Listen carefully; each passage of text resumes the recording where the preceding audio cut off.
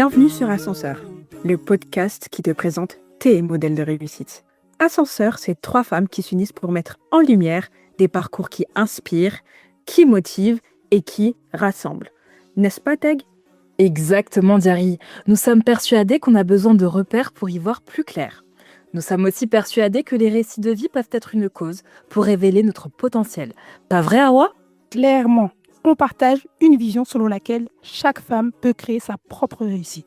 À chaque épisode, nous vous proposerons des parcours de femmes qui ont réussi à leur manière. Bonne écoute! Assalamu alaikum et bienvenue dans ce nouvel épisode d'Ascenseur. Vous savez les filles, il arrive un moment où la vie nous oblige à faire une pause, à tout arrêter.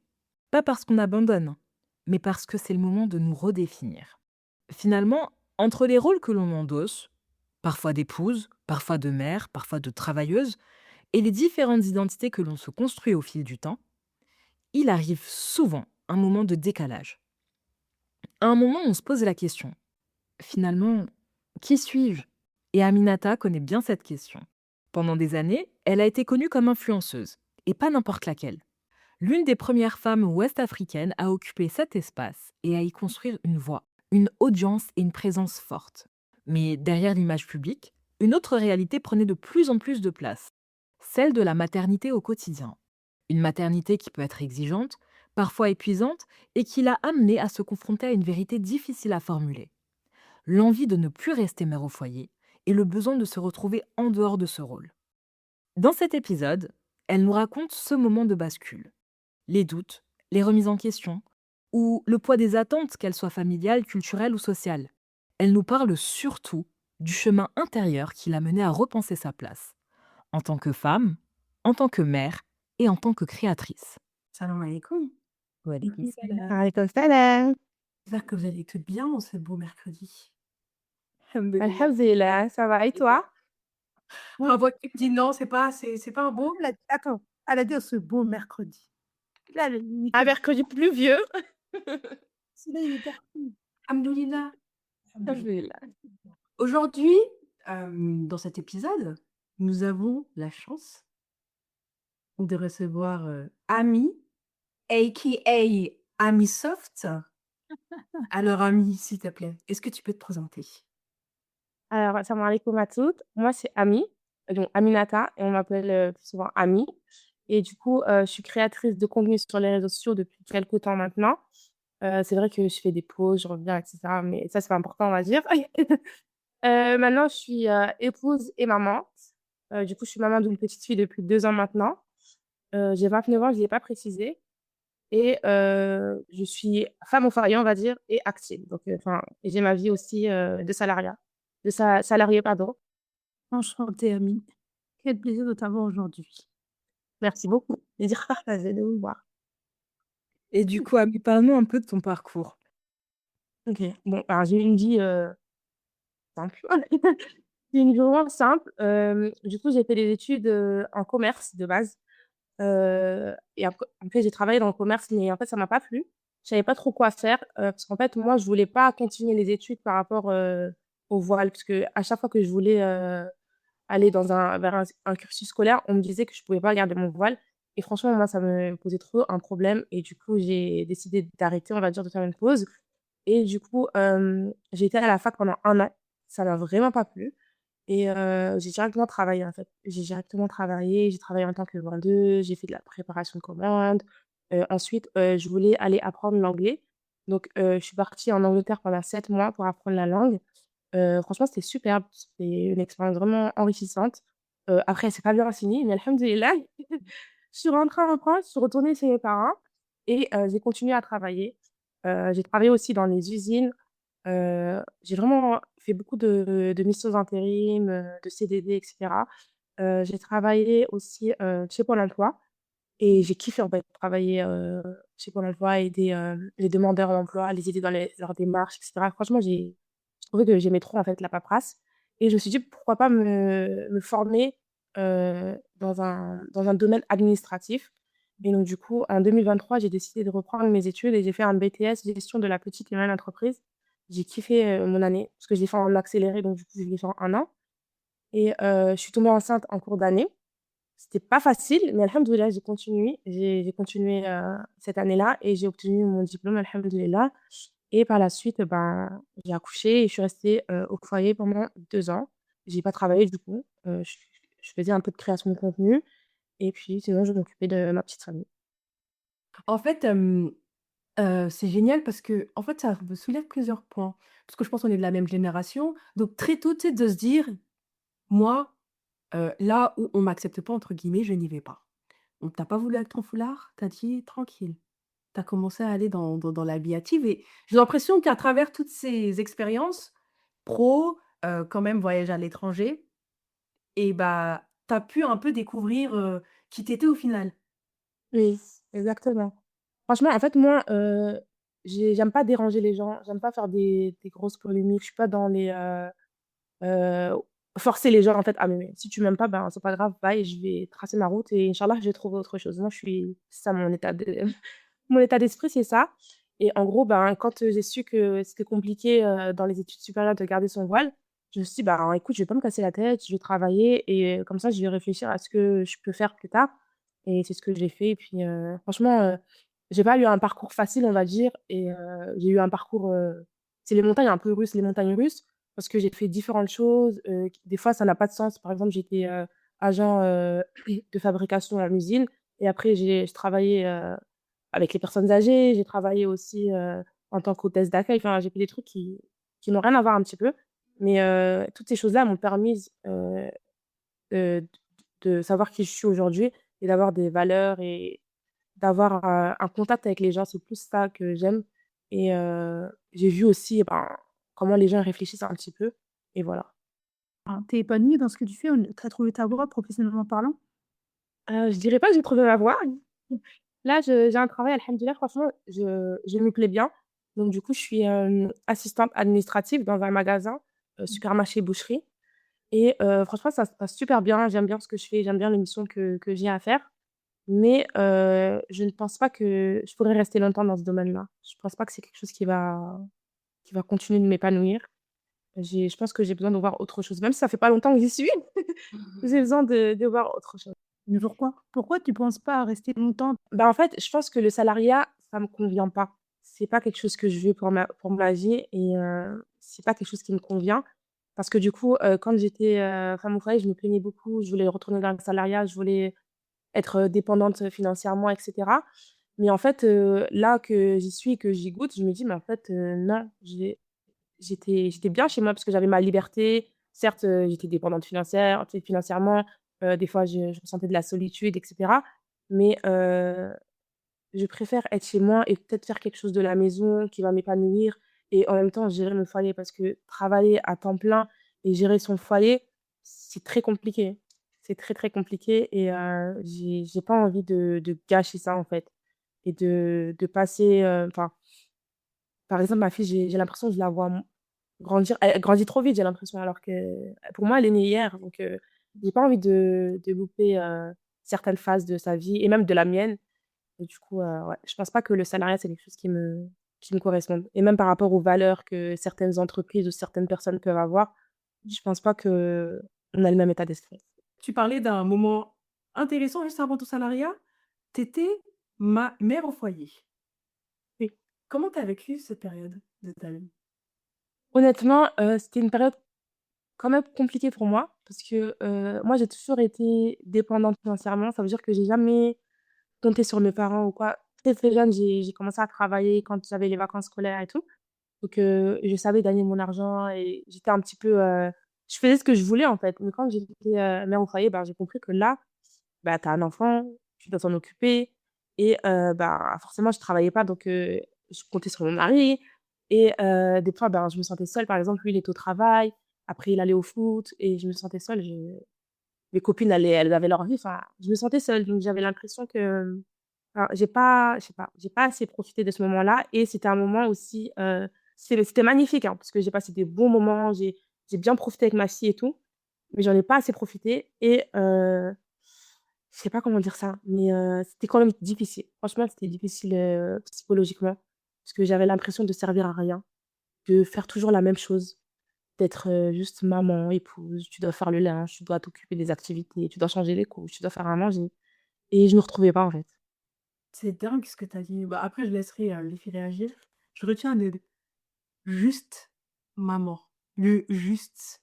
Vous voyez ce petit mot qui est lourd de sens sur ce qu'on peut renvoyer au niveau de la société, auprès de nos proches, de nous-mêmes et comment, au final, on considère toutes ces tâches qui sont à la maison et c'est juste ça. Mmh.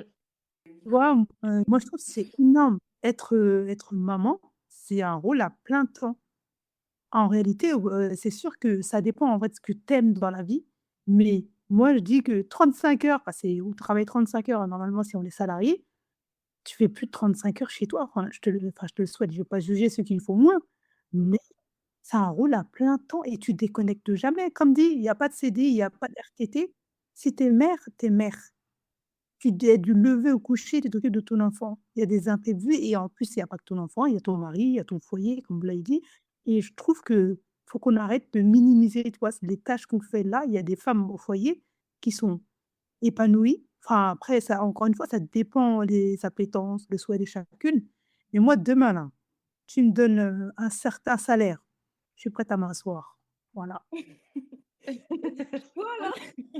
Moi, j'ai dit dégoûtée. Bon, bah, Attends, mais attends, Awa, j'ai juste une question. ouais. Est-ce que depuis la maternité, tu as eu un moment dans lequel tu étais essentiellement maman, où tu travaillais pas du tout? Ouais, il a été très court. En fait, je suis C'était mytho. court? Je pourrais pas être mais parce que j'ai repris vite, mais c'est de mon Oui, oui, vouloir. c'est donc plein gré, J'ai hein. mon congé mat. Moi, je suis auto-entrepreneur. Et OK, si je travaille pas? J'ai pas d'argent. Comme c'est je disais, si ça. je ne pas. Moi, il y a pas de j'ai pas de CAF, j'ai pas de chômage, Mmh j'ai rien. mh. Non, mais que ce soit clair et net. Et je peux pas partie de ces gens qui demandent de l'argent que je déteste. C'est même si c'est mon mari, j'aime Ah moi pas. aussi, je déteste ça. Mais c'est trop dur.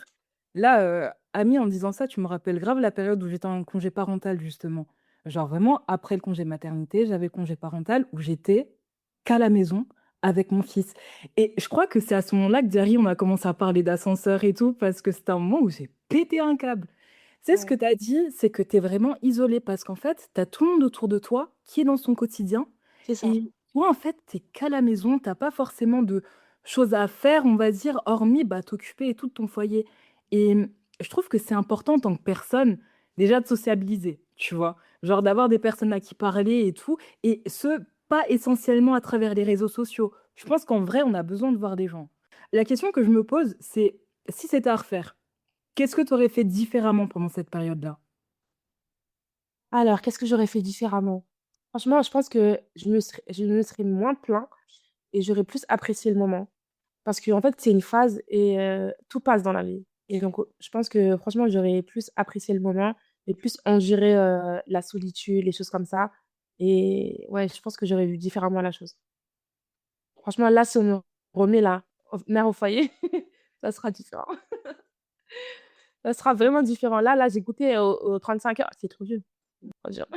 Il y a un truc aussi qui est marrant, c'est que en fait, on est aussi ça revient à la discussion qu'on avait eue avec Peg, juste avant Ascenseur, c'est qu'on est, la génération de transition où on avait nos mamans qui étaient mères au foyer, qui nous disaient: «Va bosser, sois indépendante» et cetera et nous, on se retrouve dans l'entre-deux où on nous a poussés à faire des études, mais on nous demande aussi d'être des mamans et comment on fait pour gérer cette double casquette?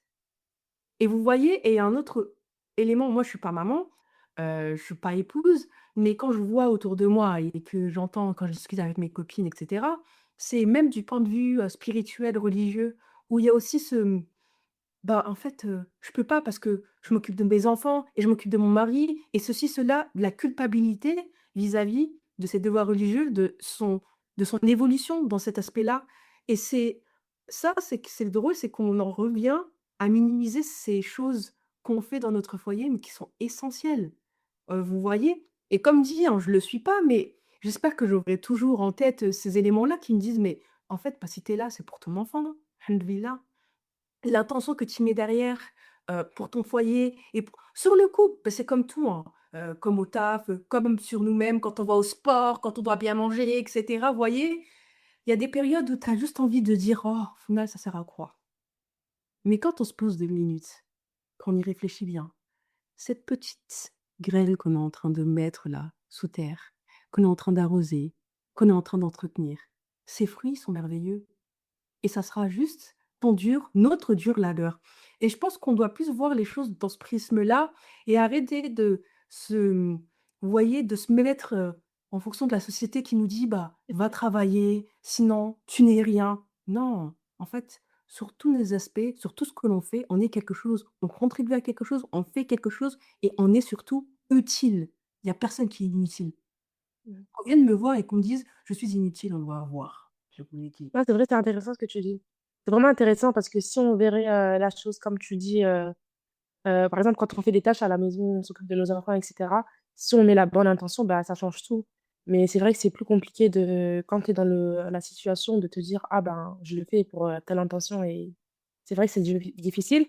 Mais la société, elle nous aide pas aussi Mmh. et les gens pensent, souvent qu'être femme au foyer, ben, que la femme au foyer, elle fait rien ou elle a la vie de rêve, ils pensent pas aux sacrifices que tu peux faire ou aux difficultés que tu peux surmonter ou la solitude et cetera. Ils y pensent pas du tout et c'est triste, dommage. J'ai une question. Est-ce que quand toutes les 3 là, vous avez eu votre période, mère au foyer, est-ce que des gens de votre entourage vous ont demandé: «Ah bah, alors c'est quand tu reprends le taf?»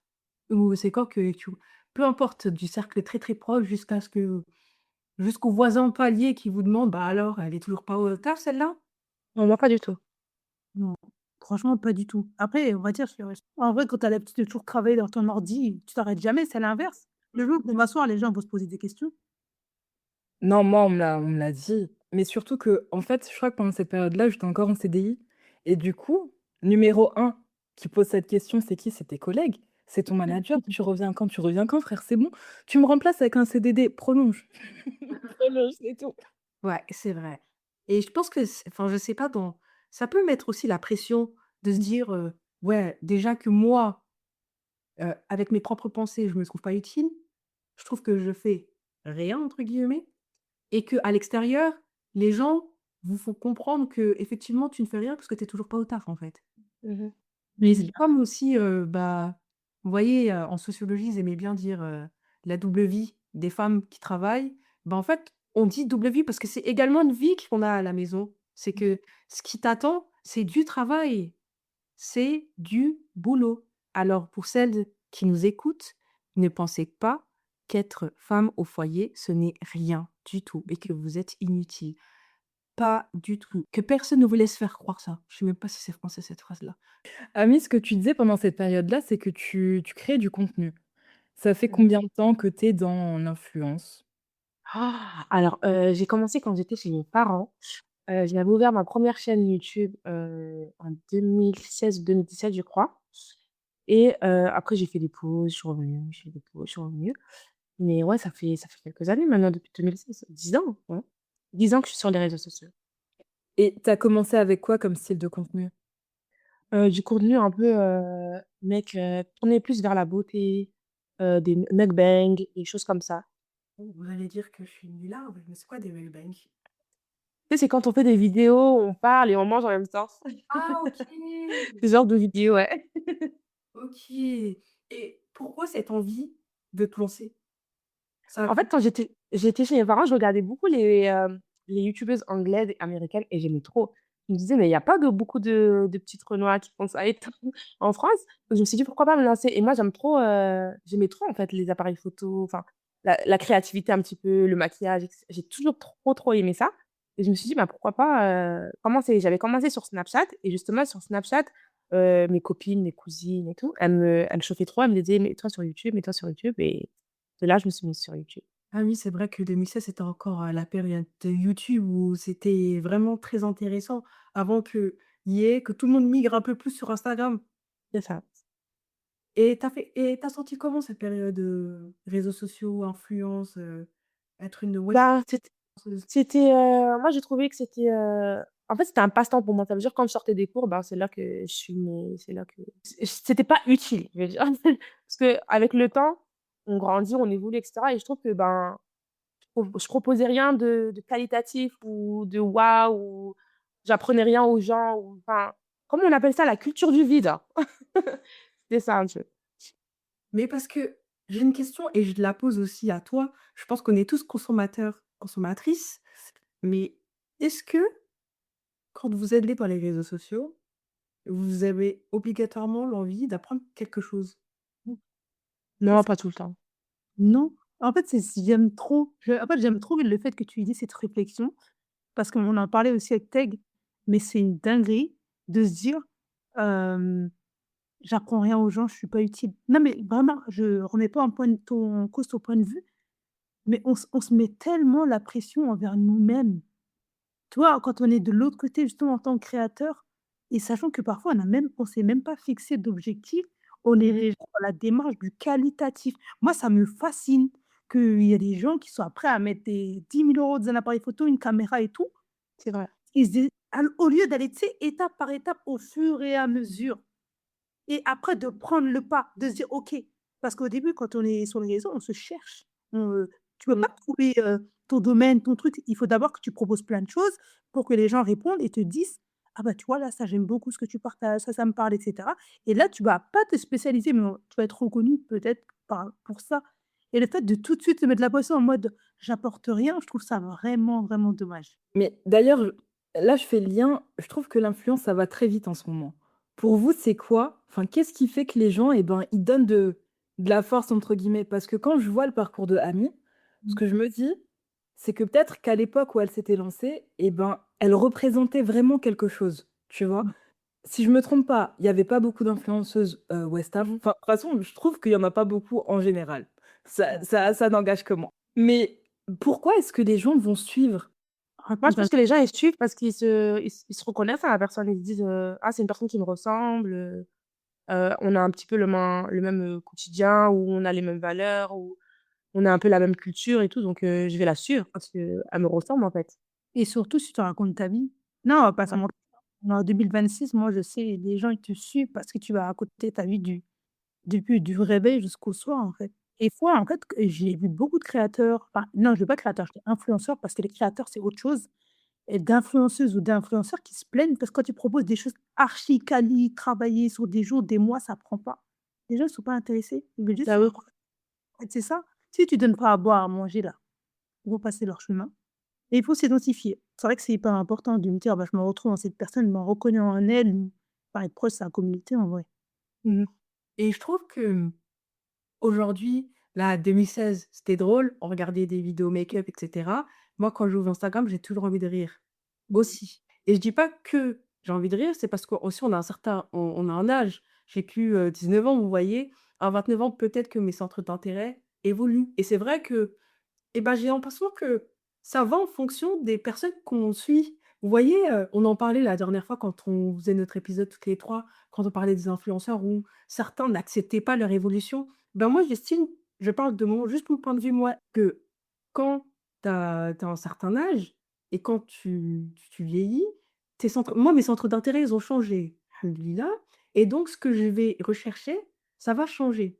Mais ce que c'est pas un reproche, mais ce que je constate, c'est que malheureusement, nos influenceurs, ils veulent plus nous divertir. Et je dis pas qu'ils sont là pour le divertissement, mais je dis que cette part de brut, de naturel, on n'a pas. Ils veulent absolument nous apprendre quelque chose, alors que parfois, tu vois, tu parlais de la culture du vide, et ben, il y a aussi l'apprentissage du vide. Des fois, ils nous apprennent rien. En fait, c'est, comme une certaine Madame Ambition nous dirait: «C'est pas parce que tu articules bien, que tu parles très bien, qu'il faut se permettre de prendre un micro et de vouloir parler ou de vouloir faire des beaux posts, très esthétiques, avec» non, s'il vous plaît. Parfois, en fait, c'est OK de vouloir juste poster des outfits, c'est OK de juste vouloir poster des tutos make-up, c'est en fait, il faut pas s'éloigner de son identité et de, comme vous le disiez, son public cible. Est-ce que ton public cible cherche de la quali? Est-ce que ton public cible cherche, à apprendre des choses? Je dis pas c'est important de se diversifier, mais on arrive sur une uniformisation de tous nos créatrices de contenu et surtout et comment dire? Je vais un peu plus loin dans mon entonnoir sur, toutes les créatrices de contenu musulmanes. Franchement, tu as le starter pack de l'âme single, si elle t'apprend pas quelque chose, si elle te met pas un mushaf en photo ou si je sais pas qui, je sais pas quoi et ben, en fait, on est perdu Et je trouve que c'est dommage parce que est-ce qu'on est que ça, les filles? Moi, je vous laisse le mic, moi. Je vous écoute. Non, mais qu'on se le dise, franchement, on est là, hein, on veut pas être sur la retenue, on ne dit rien de mal, mais si on se parle de brut à blanc et parce qu'après je vais aller bifurquer sur un autre sujet, hein, mais là, si on parle de ce sujet-là, honnêtement, les filles, s'il vous plaît, ne vous mettez pas la pression. C'est que Vraiment. c'est que IG. On like, on commente, on s'amuse, hi hi, ha et en fait, il faut pas tranquille. La nuit, il faut bien dormir en tout cas. Il faut pas juste penser et se dire: «Ouais, est-ce que c'était bien? Est-ce que ça a eu un impact? Est-ce que» non, l'impact aussi, c'est juste de voir un sourire. C'est juste de voir quelqu'un qui est épanoui, tranquille, chill et ça, c'est totalement mais vraiment, c'est OK. Ouais, tu raison. Franchement, maintenant Instagram, je sais pas, c'était devenu Université de Lorraine maintenant. Non, mais je vous jure, on Mmh. dirait ça sort des certifications. Si tu as liké, 10 publications, tu as commenté je ne sais tu as commenté podcast ascenseur et tu as reçu la li Mais c'est vrai. Non, mais c'est Non, très tu raison, ouais. et il y a un autre aspect. Je sais pas pourquoi c'est que moi qui fais la qui lance les sujets, mais parce qu'on en avait parlé. Westaf influenceuse, voilà, mais je pose les mots clés et je coupe mon micro. Bon, bonne nuit. ouais, mais moi, c'est pour ça, parce que des Moi, j'ai pas envie qu'on m'attrape ma veste, mais moi, je trouve que déjà, les Westaf, il y en a pas beaucoup comme, elle le disait Teg, mais les Westaf influenceuses, j'ai l'impression qu'elles nous proposent toutes la même chose et surtout, ce qui me m'attrapez pas! Ce qui me et moi, ça je peux plus. Ça, c'est quoi? C'est quand elles se marient, elles nous proposent toutes la même chose. Elle nous parle que de sexe. Elle nous parle que des plantes aphrodisiaques. Elle nous parle de comment tu dois être comme ça chez toi pour ton mari. Comme je peux plus. Ça, franchement, je peux plus. On est en 2026 à parler d'autre chose. Enfin, il y a pas que ça dans la vie, en fait. Les gens, ils savent très bien, je pense, comment s'occuper de son foyer. C'est bon, on en entend tous les jours, on en entend encore, on l'attendait avant. Je pense qu'à un moment donné, il faut passer à autre chose. Mais une Westaf, quand elle se marie, je vous jure que c'est moi, ça me donne envie de unfollow. On dirait sa vie, c'est son mari, en fait. C'est tu il y a ta vie, il y a ton mari, OK, mais tu peux pas t'effacer pour, ton mari. En fait, moi, je peux plus, je vous jure. Là, si je parle, on va m'attraper. En fait, des dingueries des fois, parfois, hein. Des dingueries qu'on entend, mais c'est normal. C'est normal, on est des femmes westables, donc on doit avoir un certain comportement, on doit parler de certains sujets. Mais il y a d'autres sujets à aborder, les filles. Il y a d'autres sujets à aborder. Vous êtes des femmes et c'est pas parce que vous êtes mariées que votre vie, elle doit tourner autour de votre mari ou que votre contenu doit tourner autour de ça, en fait. Enfin, moi, je trouve que c'est juste fatigant en 2026 de voir ce genre de contenu à longueur de journée. Mais il y a d'autres choses. Explorer d'autres voies. Merci. Franchement, et moi, je vous dis un truc, à plusieurs reprises, on m'a envoyé des messages pour justement, quand je me suis mariée, pour partager ce genre de contenu. Parce que, ouais, c'est ça qui intéresse les gens, en fait. ouais, Mais moi, Parce qu'on est désolé, hein, encore une fois, au-delà de l'influenceuse, c'est aussi nous, consommateurs. Ça revient à cette question-là. Les ouais. consommatrices, on aime bien ça, on est curieuse. Et désolé, on aime bien quand on parle d'intimité, ça fait des ah, ouais. Et ce qui me fait rire, c'est qu'il y a 2 jours, sur, TikTok, j'ai vu une personne qui disait: «Ah c'est bon, c'est enfin fini, la mode des influenceuses, qui parlent, d'être jonguées à la maison». Et c'est vrai que il y a 5 ans, c'était grave, la mode, c'était en explosion et je vais pas citer de nom, on en voyait en patate de tout le monde. Je trouve que quand même, c'est le déclin. Après, est-ce que tant mieux. bah, c'est en fonction de mon contenu et cetera, donc je vais pas être exposée à ce genre de choses ou encore une fois, on a atteint un certain âge, donc on n'est plus, dans ça, vous voyez? Mais je trouve que voilà, les gens, ils ont compris que c'est bon, le train, il était passé, vous nous avez toutes bassinées avec ça. Je pense qu'on a assez de contenu pour 10 générations. Ouais. Ah. Non, mais je suis grave d'accord. Vraiment, on n'est pas que ça et moi, ça m'énerve tellement. Je vous jure, j'en suis très peu parce que non, en fait, il y a des gens qui explosent uniquement quand ils se marient. Avant le mariage, je les connais pas. C'est Revenez-en, ça, la c'est déco ça. et des cuisines, des petits, c'est bon, et de la petite sauce, curry là, c'est bon, que la faire tous les matins. Non. C'est bon, on est On fatigué. dirait pas, ils vont tourner une pub sénégalaise avec l'huile Adja, hein. Adja, OK. Non, Oui. mais c'était une dinguerie, franchement, c'est fatigant. Moi, je trouve qu'il y a d'autres choses à faire. En fait, c'est malheureux parce qu'il y a certaines personnes, j'ai l'impression qu'elles n'ont pas d'identité. Elles veulent juste calquer ce que les autres y font. Et en fait, finalement, ben, elles font toutes la même chose. Et toi, Ami, du coup, hyper intéressant, tu es influenceuse. Si demain, tu devais te lancer un gros défi d'être Mhm. 100% influenceuse, enfin vraiment, tu es chez toi, ça y est, tu as plus de 35 heures, tu proposerais quoi comme type de contenu? Déjà, ça sera pas tourné autour de ma famille, ça sera vraiment pas tourné autour de ma famille. Déjà, mon mari, il accepterait jamais. Mais moi, ça m'intéresse pas, en fait, de les filmer sans arrêt, etc. Enfin, ils ont le droit de vouloir ou pas d'être sur internet, vous voyez? Et en fait, moi, ça m'intéresse pas. Genre, enfin, franchement, je pense que si je proposerais du contenu, si j'étais à 100 ça sera plus du contenu, tourné vers l'entrepreneuriat, même si je suis pas encore dedans. Mais je sais que moi, c'est là-bas que je vais aller. Donc, je pense que ça sera plus du contenu pour que, ben, les femmes, elles sachent, entreprendre ou en tout cas elles essayent de faire des choses d'elles-mêmes et qu'elles essayent d'être indépendantes, on va dire, et surtout de prendre soin d'elles. Mais sinon, ça sera pas du tout du contenu tourné autour de ma vie de famille ou de quel pyjama je mets ce soir pour, séduire mon mari. Pas du tout, en fait. Franchement, je comprends tout à fait. Et puis, je pense qu'en tout cas, pour te suivre depuis des années, tu as un énorme potentiel, hein. Je sais pas si c'est de la peur, si c'est de la peur de se lancer, mais en tout cas, moi, je te suivrai les yeux fermés. Ah, c'est gentil. Attends, toi, si tu te lances, si demain tu te lances, on est là, hein. Inch'Allah, hein. On a la petite loupe. Inch'Allah. Il y a madame Ambition qui va m'aider, Inch'Allah. Elle est là Ah, pour moi, je suis là pour ça, hein. Je suis vraiment là pour ça. Aïe, aïe. Et Ouais. en parlant de tes réseaux amis, il y a Mmh. une période durant laquelle on te voyait très impliquée dans le domaine associatif. Est-ce que tu peux nous en parler un peu? Ouais.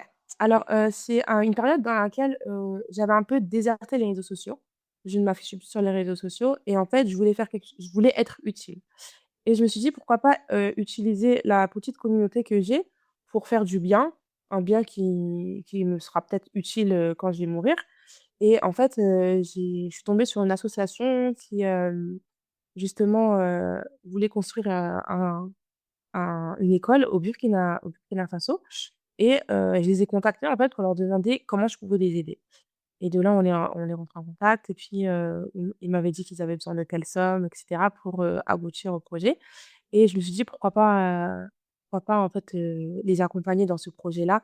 Et en fait, moi, j'ai toujours rêvé de faire de l'associatif, d'aller vers les gens, les plus démunis et les aider, en fait. Franchement, c'est un truc que j'ai toujours rêvé faire et je me suis dit: «Bah, pourquoi pas commencer par là? Comme ça, au moins, j'ai une expérience et ben, je fais quelque chose aussi, enfin, du bien aux gens».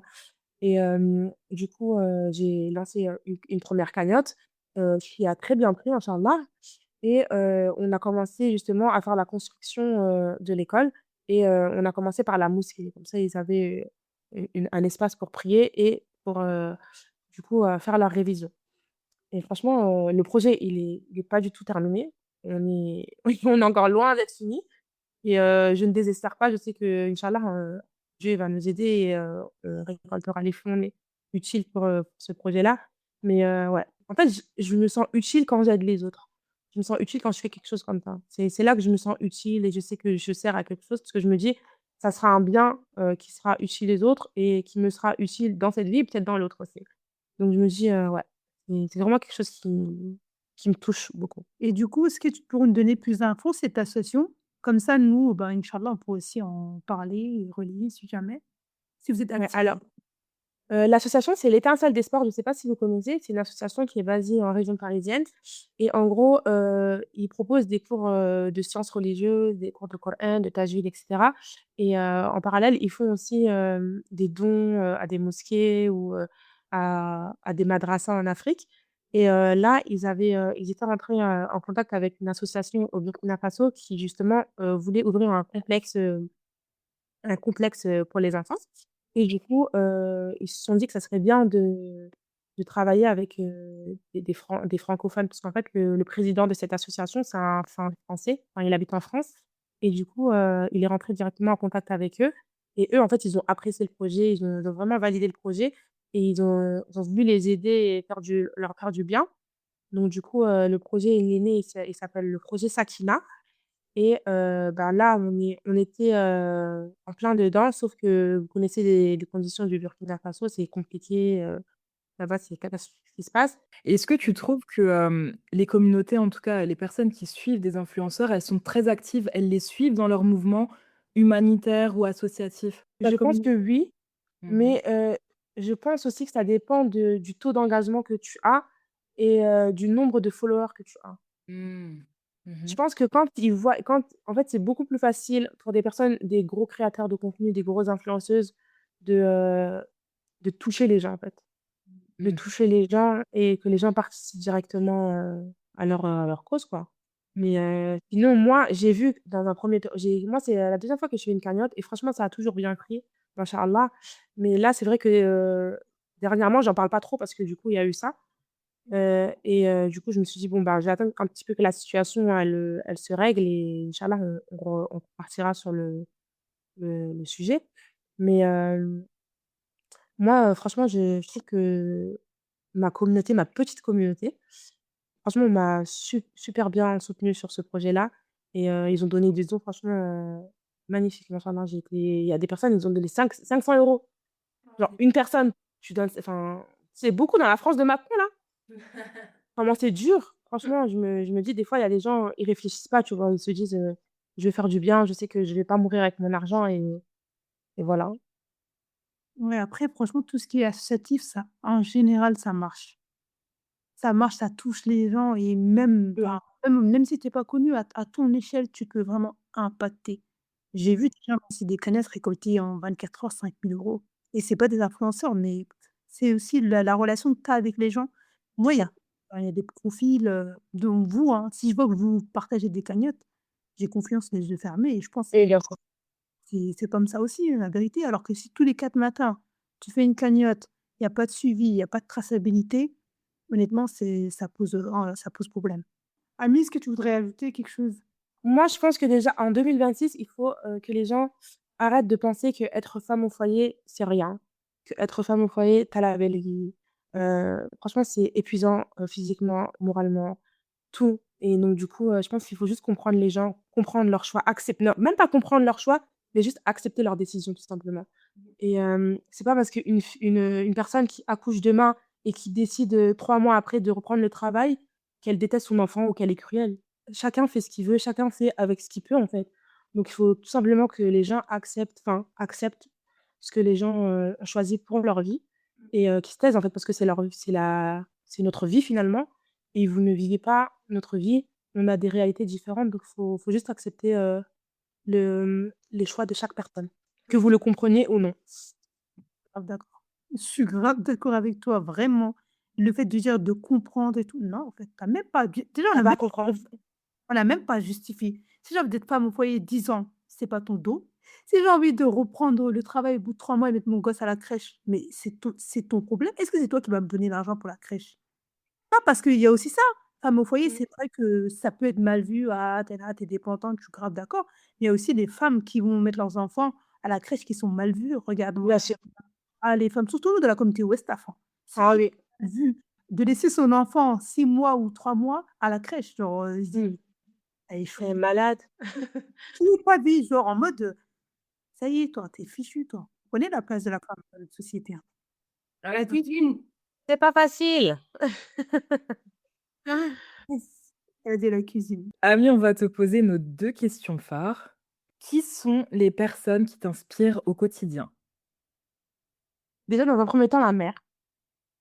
Ma mère, elle m'inspire beaucoup parce que par rapport à ses choix, les décisions qu'elle a pu prendre, le fait qu'elle nous ait éduqués, un petit peu seuls, enfin, je trouve que c'est une battante et quand je vois, les difficultés par lesquelles elle est passée, des fois, je me dis: «Mais pourquoi tu te plains, en fait? Regarde juste les femmes autour de toi qui ont galéré sur certains trucs, tu pas à te plaindre». Après sinon, franchement, moi, il y a plein de personnes qui m'inspirent, que je connais ou pas. Bah, comme vous d'ailleurs, vous êtes, des personnes, Allahumma barik, ambitieuses. Vous êtes ambitieuses, vous êtes épanouies dans ce que vous faites et cetera. Donc ça m'inspire vraiment parce que je me dis: «Ben, c'est ce que je recherche. J'aimerais être épanouie dans ce que je fais» et je me dis: «Ben, vous êtes inspirant par rapport à ça. Vous faites votre rôle de maman, vous faites votre rôle d'épouse et vous êtes, investie dans vos business». Donc franchement, c'est vraiment inspirant et ouais, dans la vie de tous les jours, il y a plein de personnes qui m'inspirent, que je connaisse, vraiment par, leur choix, par leur force, par tout ça, ouais. Mmh. C'est beau. Mmh. Au final, c'est encore plus beau quand on prend le meilleur chez les gens. Je trouve ça C'est magnifique. ça. Et deuxième question, vas-y, tag roulement de tambour. Roulement de tambour, notre dernière question. Amie, qu'est-ce que la réussite pour toi? Moi, la réussite pour moi, c'est être, déjà épanoui, d'être en accord avec, tes valeurs, vraiment d'être heureuse, de s'en foutre, du regard des gens ou de ce que les gens, ils pensent, de vivre ta vie en fonction de toi et de tes croyances. Vraiment, d'être heureuse tout simplement. Pour moi, la réussite, c'est ça. Que tu sois dans le salariat, que tu sois dans l'entrepreneuriat, que tu sois femme au foyer, peu importe ce que tu fais, le plus important pour moi, c'est que tu sois en accord avec tes valeurs et que tu sois épanouie. C'est pour moi la réussite, c'est ça. Et c'est très bien. Ta définition nous convient à 200 et d'ailleurs n'importe laquelle des définitions. Merci beaucoup, Ami. Ça a été un plaisir. Merci à vous. Et Ah. où est-ce qu'on peut te retrouver sur les réseaux pour celles qui ne te connaissaient pas? Alors, vous pouvez me retrouver, sur tous les réseaux. Sur TikTok, sur, Instagram, sur Snapchat, sur YouTube, Amisoft toujours. Super. Et en plus, on m'a dit que tu vas être active, tu vas être une influenceuse. Quel comeback en force! Ouais, Bah, on bien l'espère. sûr. On m'a dit Askip. Tu connais Askip? Oui. Non, inch'Allah, inch'Allah, j'ai plein de petites idées en tête ou de Ouais. j'espère inch'Allah que je vais me mettre un petit coup de pied aux fesses et que inch'Allah ça va aller. Tant que tu es heureuse, c'est le plus important, hein. Oui, exactement. Merci beaucoup, Ami, pour cet échange. On a passé un agréable moment avec toi. Et ben, n'hésitez pas à la suivre sur ses différents réseaux sociaux. Vous allez voir qu'elle propose du contenu de qualité. En tout cas, moi, je la suis depuis des années et c'est un grand plaisir de la suivre. Et puis voilà, à bientôt. À bientôt, inch'Allah. Merci à vous de m'avoir reçue. Alaykoum salam.